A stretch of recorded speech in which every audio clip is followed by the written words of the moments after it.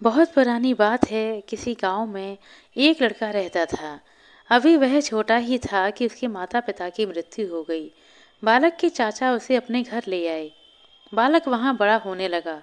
अपने परिश्रम और अच्छे स्वभाव के कारण चाचा तो उसे बहुत प्यार करते थे, परंतु उसको मिलने वाले प्यार दुलार के कारण चाचा की बेटी मन ही मन उससे जलन करने लगी। समय अपनी गति से चलता रहा। घर की आर्थिक स्थिति धीरे धीरे बिगड़ गई। कोई और चारा न देख उस लड़के ने अपने मित्रों से बात की तो मित्रों ने अनाज और अन्य साधनों से उसकी सहायता की। बालक के मित्र कठिनाई पड़ने पर उसकी सहायता किया करते थे। परिस्थितियां ऐसी बनी, धीरे धीरे उनके परिवारों का कर्ज बढ़ता चला गया। मित्रों के परिवारों से लिया कर्ज उस बालक को व्यथित करता था। एक दिन उस बालक ने अपने चाचा से बात की और कर्ज चुकाने के लिए क्या किया जाए, इसके संबंध में विचार विमर्श किया। चाचा अपनी अस्वस्थता को घर के बुरे समय के लिए कारण मानते थे। इस कारण बालक की चिंता से बहुत परेशान हुए। बालक ने उन्हें सांत्वना दी और समझाया, परिवार पर जब कष्ट आता है तो उसे दूर करने की जिम्मेदारी घर के हर सदस्य की होती है। अब चाचा जी, मैं तो आपके सिवाय किसी और को अपना पिता नहीं मानता।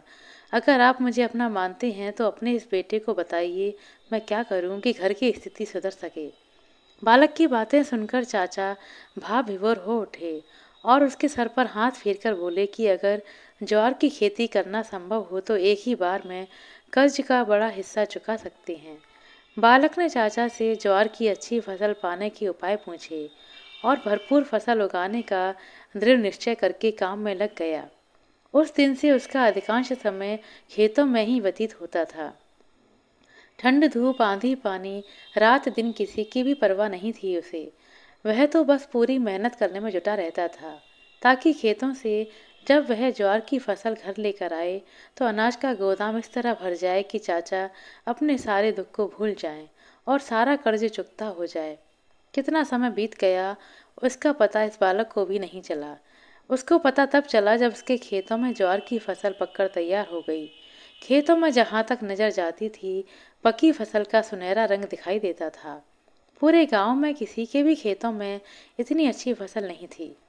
चाचा भी अपने बच्चे के परिश्रम की प्रशंसा सुनकर गर्व से भर उठते थे। पकी फसल खेतों में अधिक समय तक नहीं रखी जा सकती। आंधी पानी के साथ साथ जंगली जानवरों के द्वारा भी फसल नष्ट होने का खतरा था। परंतु अकेले सारा अनाज काट कर खलिहानों तक लाना, कोठार में अन्न भंडारण कर पाना बालक के लिए अत्यंत ही कठिन कार्य था। गांव में सब अपने अपने काम में जुटे थे।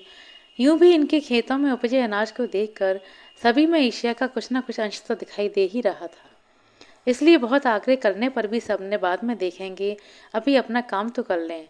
हमारे तो खेतों में काम यूं भी कम है, तुम्हारे लिए तो बहुत समय चाहिए, कहकर लगभग नामे ही उत्तर दे दिया।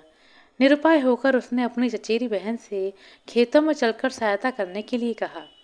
बहन ने भी बहुत अपमानित किया और मना कर दिया और अपने संपन्न मित्रों को ही सहायता के लिए बुलाने और स्वयं से किसी भी प्रकार की सहायता की अपेक्षा न रखने को बोली।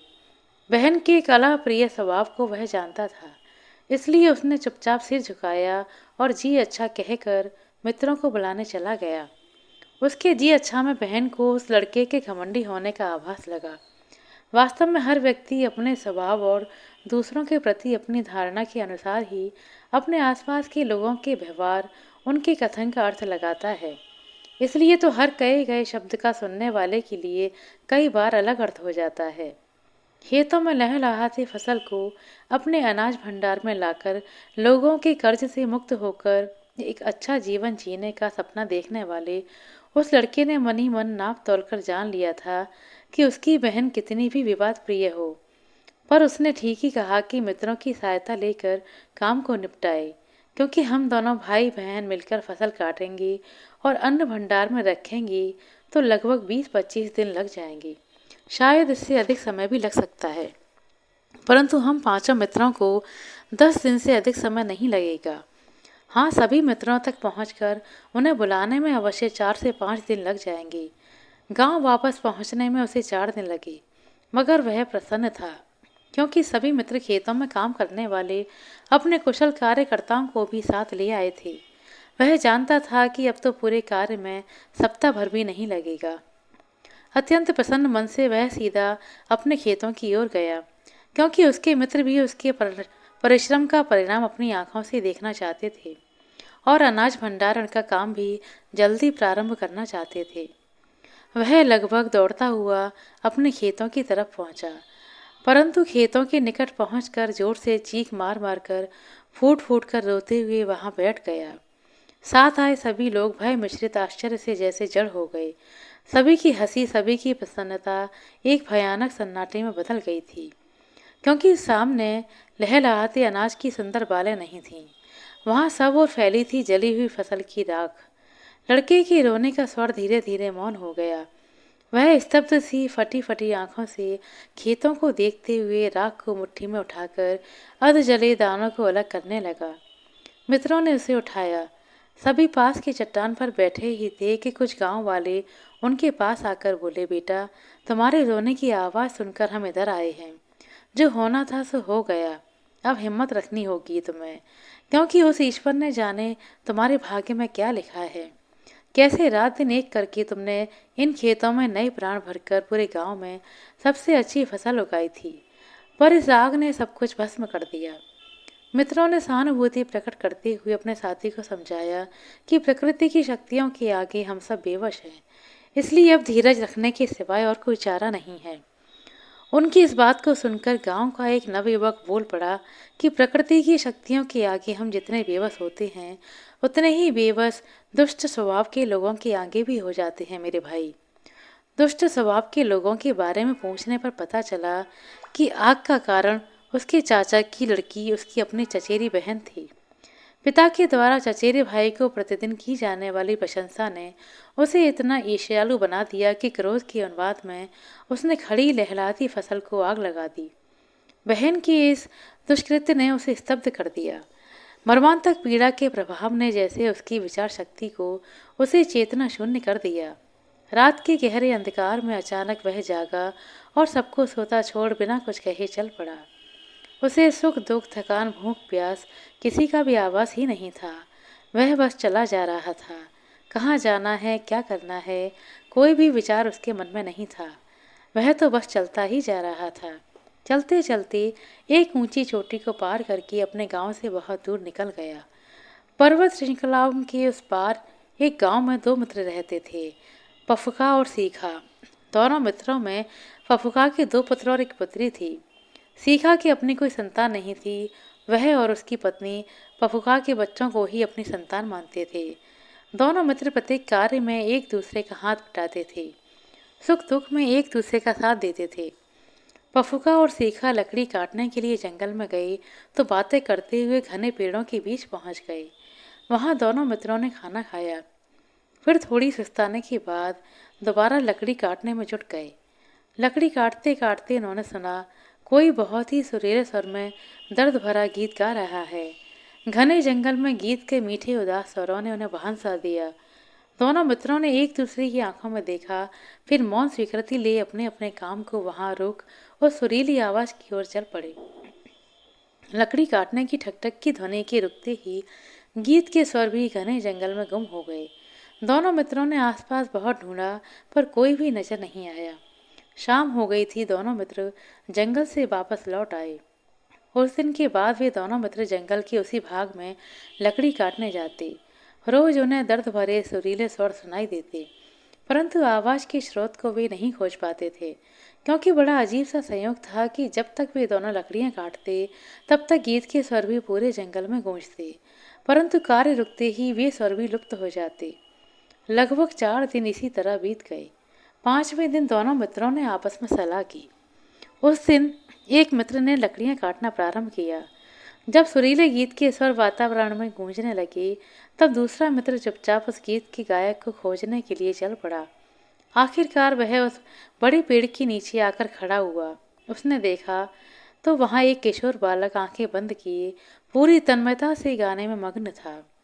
बेटा नीचे आओ, कहते ही वह गीत रोककर चुपचाप नीचे आ गया। यह वही गांव का परिश्रमी बालक था जो अपने साथ घटी घटनाओं के कारण चेतना शून्य हो गया था। अपने सामने बड़ी आयु के व्यक्ति को देखकर किशोर अपने स्वभाव के अनुसार सिर झुकाकर आज्ञा का पालन कर रहा था। पर उसकी स्मृतियों में अब केवल अपने माता पिता की यादें ही उभर रही थीं। वे यादें जिन्हें किशोर होते होते कहीं पीछे छोड़ आया था। जंगल में प्रकृति की इस गोद में उसे अपने बचपन के वे आनंद भरे, स्वतंत्र निश्चिंतता भरे दिन फिर से याद आ रहे थे। पफुका और सीखा ने उससे प्यार से पूछा कि वह कौन है और यहाँ कहाँ से आया है। परंतु जिन प्रश्नों का उत्तर उसे स्वयं ही नहीं मालूम, उनका उत्तर उन लोगों को वह क्या देता। दोनों मित्रों ने उसकी यह अवस्था देखी तो उसके अनमने भाव को बालक के मन का भय मानकर फिर कोई प्रश्न नहीं पूछा। जंगल से गांव तक मार्ग उन्होंने मार्ग के फूल पौधे पेड़ों की बातें करते हुए बताया। दोनों मित्रों ने निर्णय लिया कि वे उसे अपने घर ले जाएंगे। सीखा ने उसे अपना पुत्र बनाने की बात मन में रखते हुए कहा, यह प्यारा बच्चा हम दोनों में से जिसे भी पिता बोलेगा उसी का पुत्र कहलाएगा। गांव की सीमा तक आते आते बालक चुपचाप सिर झुकाए चलता रहा, पर जैसे ही गांव के घर दिखाई दिए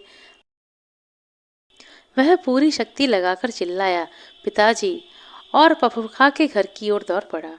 घर पहुंचकर उसने घर के सभी सदस्यों, पफूखा की पत्नी और तीनों बच्चों को देखा और फिर चुप हो गया। पफूका और सीखा दोनों मित्रों के परिवार के सभी सदस्य उस किशोर की प्रसन्नता का पूरा ध्यान रखते थे। वह भी धीरे धीरे घर के कामों में हाथ बटाने लगा था, परंतु ना तो हंसता और ना ही कुछ बोलता था। दोनों मित्रों ने अगर जंगल में उसका मधुर गीत न सुनाया होता तो उसे गूंगा ही समझते, पर वे दोनों जानते थे कि बालक बोल सकता है। घर की स्त्रियों के प्रति उसका व्यवहार, विशेषतः पफुका की बेटी के प्रति जैसा भय मिश्रित था, उससे पफुका को अनुमान हो गया था कि इस बालक के साथ कुछ ऐसी घटना घटित हुई है जिसका आघात उसके बाल मन के लिए असहनीय था। अतः इसे सहज होने में समय लगेगा। दोनों मित्र बच्चों के लिए खिलौने, खाने की चीजें, नए वस्त्र लाते तो उसके लिए भी लाते। बच्चों में से कोई अगर इस बालक की चीजें छीनता तो ये किसी को कुछ नहीं कहता था। न लड़ता, न झगड़ता, न रोता और ना ही क्रोध प्रकट करता, ना ही शिकायत करता। इस सबको देखकर पफुका की बेटी अपने भाइयों के व्यवहार के लिए उन्हें डांटती और इस बालक की वस्तुएं संभाल कर उसे वापस लौटाने को कहती। इसी प्रकार कई माह व्यतीत हो गए। बालक का स्वभाव बदलने लगा था।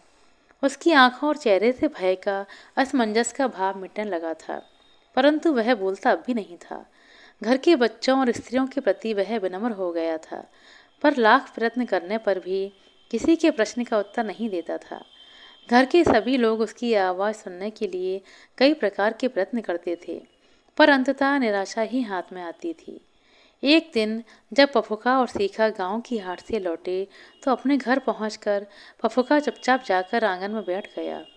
बच्चे उसे इस तरह चुपचाप बैठे देखकर आश्चर्यचकित हुए, क्योंकि हर बार जब पफुका हाट से लौटता था तो घर के द्वार पर पहुंचकर ही आवाज़ लगाता था कि आओ सब दौड़कर आओ, देखो हाट से मैं क्या लेकर आया हूँ तुम्हारे लिए। परंतु आज सामान तो लाए थे परंतु कुछ बोल नहीं रहे थे। शायद कुछ बुरा, कोई दुर्घटना तो नहीं घटी। इस सोच ने सभी को परेशान कर दिया। पफुका की पत्नी जलपान लेकर पति के पास गई तो चारों बच्चे भी डरते डरते उसके पीछे पीछे आंगन में आ गए। पफुका ने जलपान किया और पत्नी से बोला, मैं हर बार हाट से अपने चारों बच्चों के लिए चुन चुन कर उनकी पसंद की चीज़ें लाता हूँ और ये सब लेकर अपनी दुनिया में मग्न हो जाते हैं। मुझे इतना बोझा ढोने, इतना थकने के बाद में क्या मिलता है? कुछ भी नहीं। इसलिए मैंने निर्णय किया है कि मेरे बच्चों में जो भी यह कहेगा कि आप हमारे लिए क्या लाए, मैं उसे ही उनकी मनपसंद वस्तु दूंगा। पर अंत में उसे यह भी कहना होगा कि पिताजी, आपका ये उपहार पूरी दुनिया का सबसे प्रिय उपहार है। पत्नी ने भी पति की हाँ में हाँ मिलाते हुए कहा, आप बिल्कुल ठीक कहते हैं। चलो बच्चों, अपने पिताजी की बात आपने सुन ली है, अब आप अपना काम करो। माँ की बात अभी पूरी भी नहीं हुई थी कि उनकी बेटी दौड़कर पिता के गले से लिपटकर बोली, पिताजी, आप दुनिया के सबसे अच्छे पिता हैं और आपके लाए हुए उपहार दुनिया के सबसे अच्छे उपहार हैं। पिता ने बेटी के माथे को चूमकर उपहार में खिलौने और फल दिए। इससे पहले कि के दोनों बेटे आगे आते, वह किशोर दौड़कर पफुका के गले से लिपटकर रोते हुए बोला, पिताजी, आप हमारे लिए क्या लाए हैं? पूरा घर उसकी आवाज़ सुनकर आनंद से भर गया। पूरे 10 महीने के बाद सबने उस लड़के की आवाज़ सुनी थी। किशोर वहीं पफुका और उसकी पत्नी के पास बैठकर फपक फपक कर रो उठा, क्योंकि इस एक वाक्य पिताजी आप हमारे लिए क्या लाए हैं, उसकी पुरानी स्मृतियां वापस लौट आई थीं। उसे पफुका और उसकी पत्नी में अपने माता पिता दिखाई दे रहे थे। पफुका के परिवार के सभी सदस्यों ने उसे घेर लिया। माता पिता और भाई बहनों का प्यार पाकर वह गदगद हो उठा और बोला, माँ पिताजी, आप तो सदा ही हम बच्चों को उपहार देते हैं। आज आपका ये बेटा भी आपको एक छोटा सा उपहार देना चाहता है। आप स्वीकार करेंगे क्या? सभी एक स्वर में बोल उठे, हाँ स्वीकार करेंगे। किशोर का सुरीला गीत पूरे घर में गूंजने लगा। अब उसके गीत में दर्द नहीं, केवल आशा और विश्वास के स्वर थे। वह पूरी तन्मयता से गा रहा था।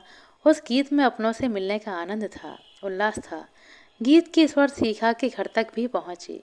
सीखा ने उस स्वर की मिठास को पहचान लिया और अपनी पत्नी के साथ लगभग दौड़ता हुआ सा पफुका के घर की तरफ आ गया। वहां का दृश्य देखकर वे दोनों भी आनंद विभोर हो उठे।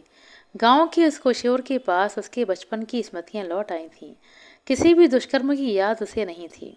सारी बुरी यादें पर्वत श्रृंखलाओं की दूसरी ओर कहीं पीछे छूट चुकी थीं। अब वह पफुका परिवार का बेटा था। उसके गीतों की मिठास सबको आशा और विश्वास का संदेश दे रही थी, और सीखा चाचा द्वारा सिखाई टोकरियों और डलिया बनाने की कुशलता उसकी कल्पनाओं के रंगों से रंगकर इतना इतना अद्वितीय रूप ले लेती थीं कि कोई घरों में उसकी बनाई टोकरियों का होना गौरव की बात समझी जाती थी। पफुका और सीखा के द्वारा एक अनजान बच्चे को प्रेम और अपनेपन के उपहार द्वारा नया जीवन मिला। ऐसा जीवन जिसने दो परिवारों को ही नहीं, पूरे समाज को अपने गुणों की मधुर सुगंध के पावन उपहारों से भर दिया। पफुका और सीखा के उस पुत्र की कथा आज भी कुछ समाज के बड़े बुजुर्ग प्रेम से सुनाते हैं। आशा करते हैं दोस्तों आपको हमारे द्वारा सुनाई गई यह कहानी अच्छी लगी होगी। कहानी अच्छी लगी हो तो कृपया लाइक कर दें, शेयर कर दें। चैनल पर नए हैं तो सब्सक्राइब कर लें। अपना कीमती समय देने के लिए बहुत बहुत धन्यवाद। मिलते हैं अगले वीडियो में, तब तक के लिए नमस्कार।